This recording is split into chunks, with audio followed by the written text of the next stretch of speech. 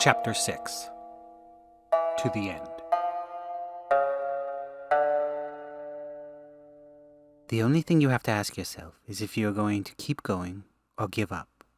The rest, it will just fall into place on its own. Varan warrior Jessica Rack to her learner Paul Ade during the final days of the Luran Empire and the Paltian War.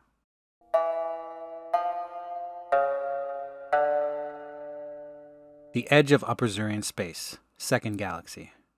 Stanley Kashna watched outer space. It spread out before him like a sea of dark night, flecked with glittering light.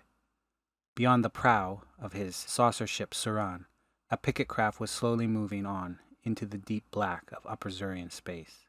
They'd been at this for some time now, trying to find their way through the minefield that was keeping them from entering this closed-off part of the galaxy. They were trying to get to Jiangyan, to the Daughter of Night, to take her, to stop her. Stanlin wondered, in the end, if it would make any difference. The Kashna Star Kingdom was on a knife's edge. One step too far to the right and left and they would fall. The Krum Empire and their leader, the Knight of Night, would take everything from them. These things are worse than those Denav Hyperion space charges, Neej growled, stepping up beside Stanlin, who was sitting in the command chair, leaning forward, elbow on his leg, chin pinched between his thumb and index finger. Same basic tech, though, Stanlin offered, looking at his paper-white first officer.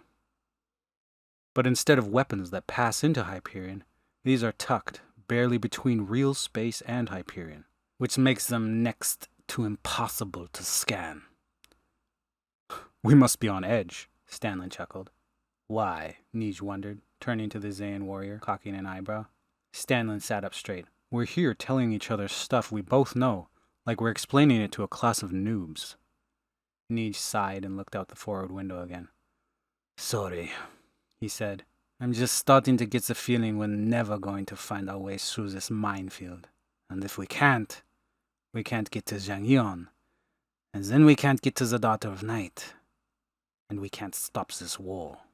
If getting to her will even stop it, Stanlin sighed. She's the mastermind behind most of the recent victories, Neej reminded. That's what we believe, Stanlin agreed. But we don't know for sure.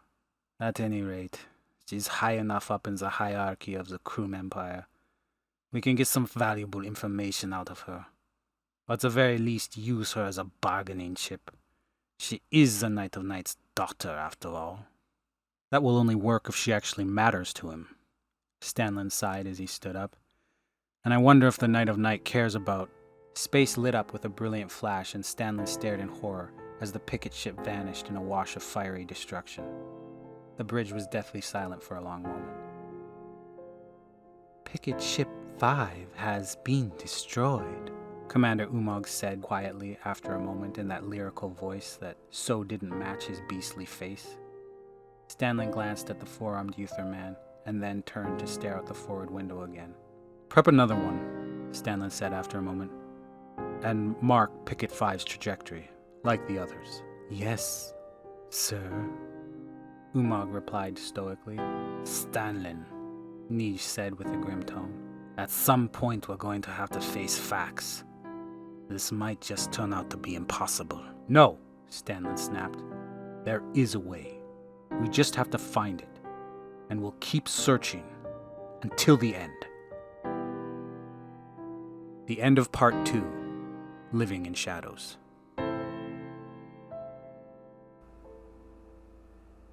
Thank you for listening. Please like, subscribe, and share with your friends, and there are more episodes on the way.